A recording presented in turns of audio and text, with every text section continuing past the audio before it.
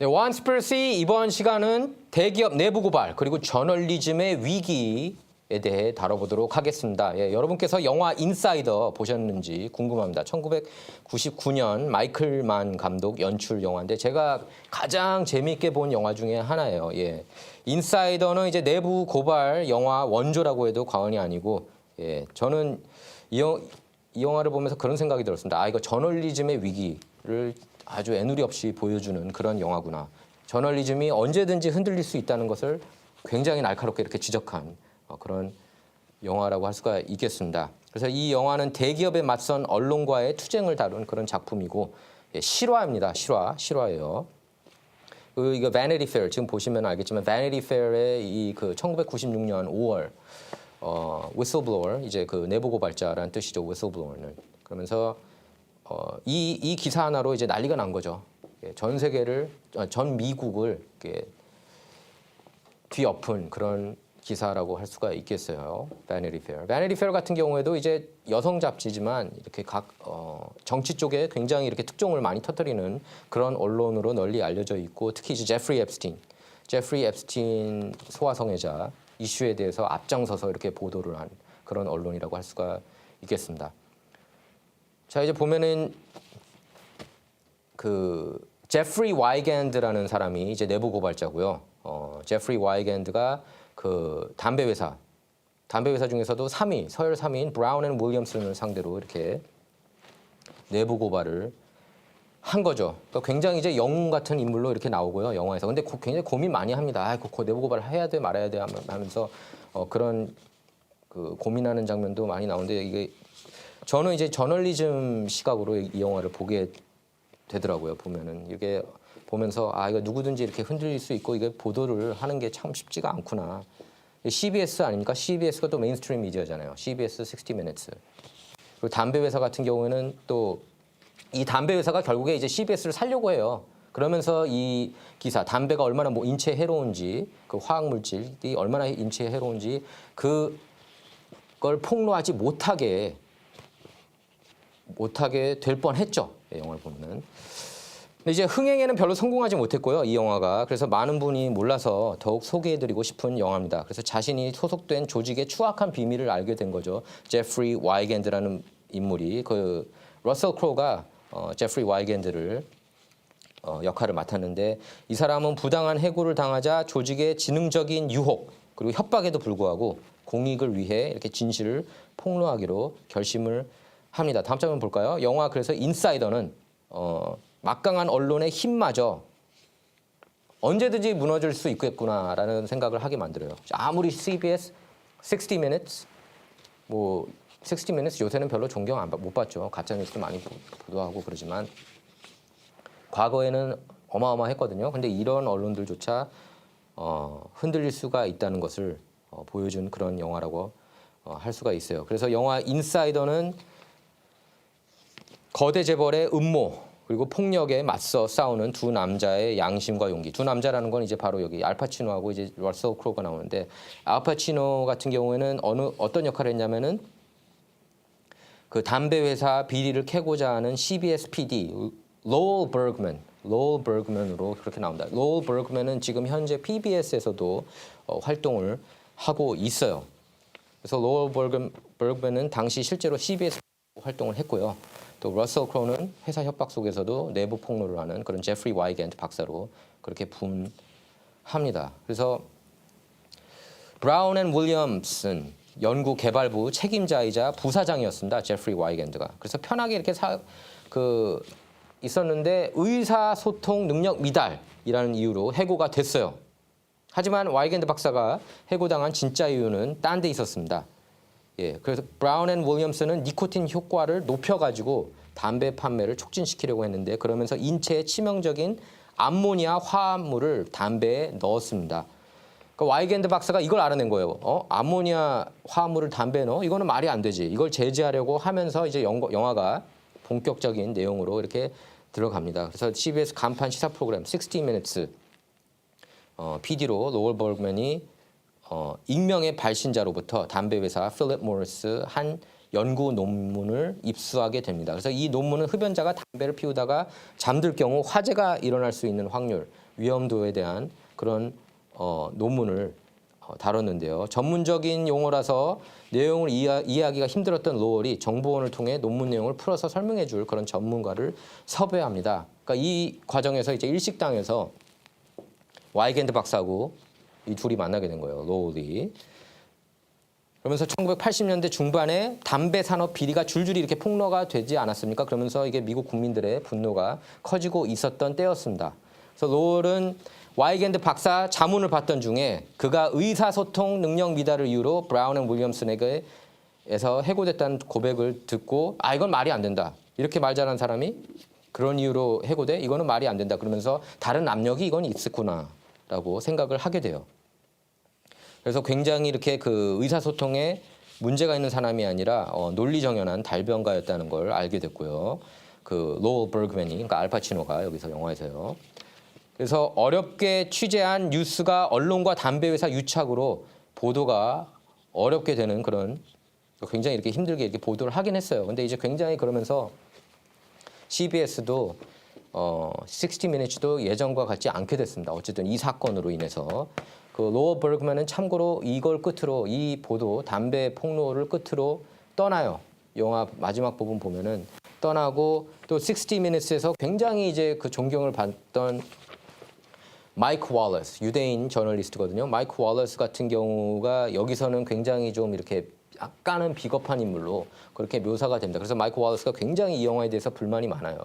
내가 그 정도는 아니었다. 근데 제가 볼 때는 모든 정황을 밀어볼 때 저는 로월 버그맨이 그 밝힌 내용이 맞다고 보고 처음에 이거 보도 나가는 거를 편집본으로 나가게 하자고 했어요. 그 마이크 월러스가. 마이크 월러스 아들이 참고로 이제 크리스 월러스 지금 CNN에서 일하고 있죠.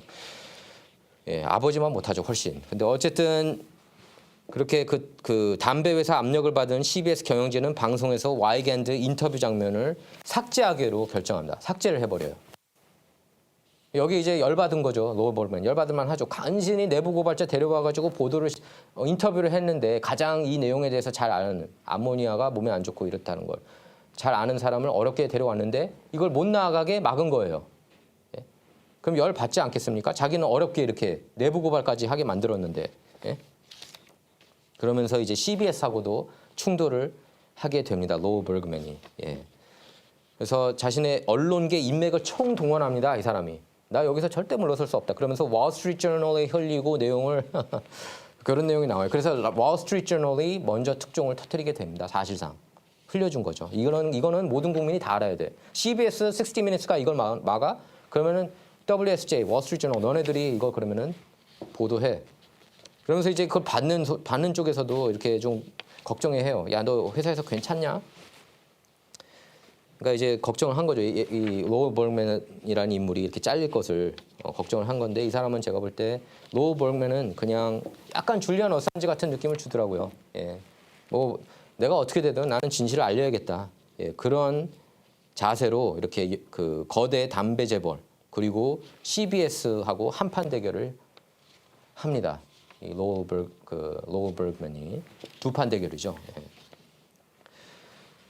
그래서 이제 이 영화가 여러 가지 이렇게 파급 효과가 어마어마하게 컸어요. 예. 그 플로리다주 같은 경우에는 1999년 7월 7일 흡연으로 인한 사망자 유족 등 흡연 피해자 50만 명이 낸 손해배상 청구에서 원고들에게 2천억 달러 배상하라는 그런 원고 승소 판결을 내렸습니다.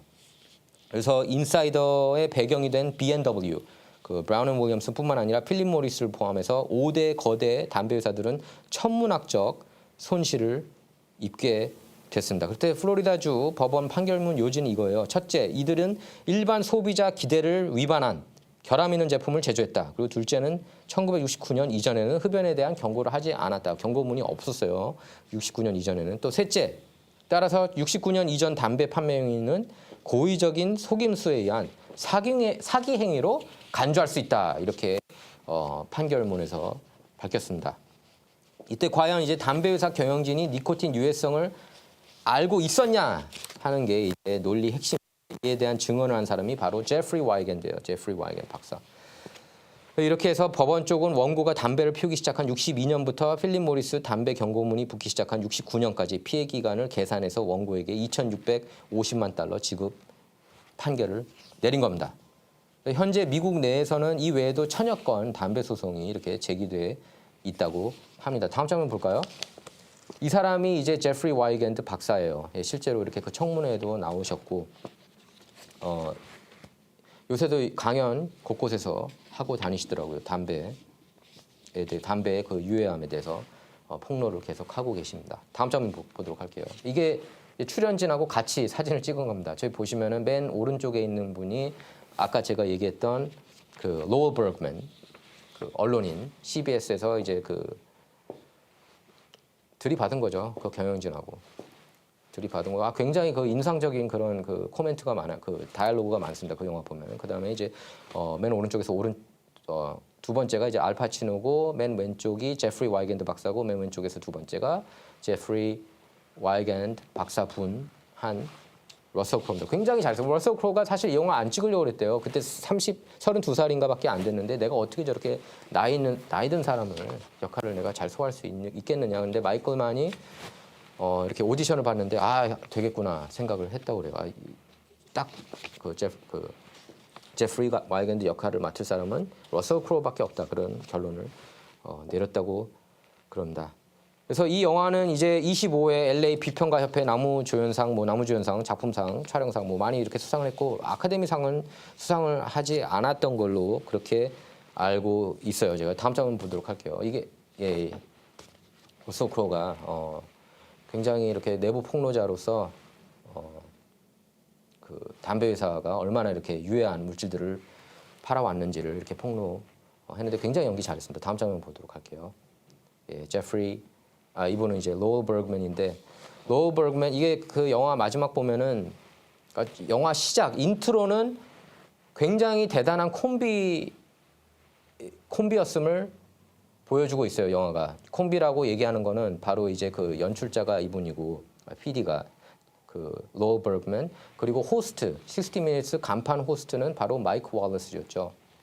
마이크 월러스 같은 경우는 빌 오라일리도 자기가 가장 존경하는 언론인, 많은 사람이 가장 존경하는 언론인 중에 한 명으로 그렇게 거론이 되고 있는데, 이 영화에서는 자기 커리어에서 5개티를 남겼다고 할 수가 있겠습니다. 왜냐하면 거기 영화 보면은 나는 편집본이라도 올라가는 게 낫다. 아예 보도되지 않는 것보다 편집본이라도 나가야 되는 게 아니냐. 근데 이제 그 로어 버그맨은 안 된다. 어렵게 내부 폭로까지 해가지고 지금 굉장히 힘든 지경에 이르렀는데 그런 인터뷰를 나가게 하지 말아야 돼. 그건 말이 안 된다. 그렇게 얘기했던 거고요. 저는 이제 당연히 로어 버그맨이 더 존경스럽죠. 다음 장면 보도록 할게요. 이게 영화 하이라이트 장면이에요. CBS 그 사장이 막 따집니다. 로어 버그맨한테. 너 왜 괜히 이런 골치 아픈 거 가져와가지고 보도하게 만들고. 월스트리트저널이 먼저 보도했거든요. 근데 월스트리트저널이 CBS 내부에서 어떤 상황이 벌어졌는지를 낱낱하게 다 보도했어요. 그래서 어떻게 블로우 바이 블로우 이걸 다 얘기할 수가 있겠느냐. 네가 다 폭로한 거지. 네가 우리 엿먹였다 그랬더니 그 장면에서 이제 알파치노 그 로어 버그맨이 뭐라고 그랬냐면 No, you F'd you 그런 얘기가 나와요. 이게 밈으로도 굉장히 유명합니다. 네가 너 자신을 엿먹인 거다. 너가 언론인 정신을 네가 까먹어가지고 이걸 보도하지 못하게 해가지고 월스트리트저널 같은 경우에도 자본주의 쪽 편을 들어주는 그런 언론인데, 심지어 월스트리트저널조차 이거는 말이 안 된다고 그러면서 보도를 했는데 네가 지금 하는 행태가 이게 말이 안 되는 것 아니냐. 이런 장면이에요. 근데 이제 사실 그 브라운 앤 윌리엄슨이 이 CBS까지 살려고 그랬대요. 그래가지고 이제 그게 이해충돌 이슈까지 떠오른 거죠. 이 장면이 굉장히 이제 하이라이트고, 저는 이 영화를 한 10번 가까이 본 것 같아요. 굉장히 재밌게 봤고, 여러분께도 강추해 드립니다. 자, 원스피러시 이번 시간은 여기서 마치도록 하겠습니다. 감사합니다.